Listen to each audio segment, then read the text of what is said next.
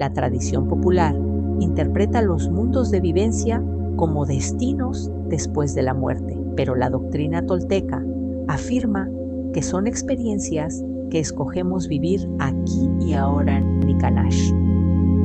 Si la persona no cuida su energía, se deja atrapar por el Mictlán y se convierte en un Mictecatl, morador de la muerte.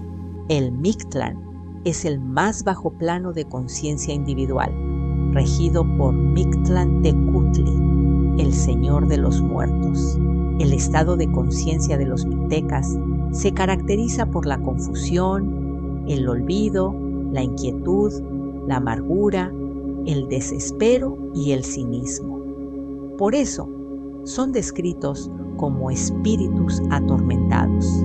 Tenían mucho trabajo, frío y cansancio y pasaban por unos lugares llenos de espinas. Códice Telleriano. Si la muerte te sorprende en este estado de conciencia, la muerte es total.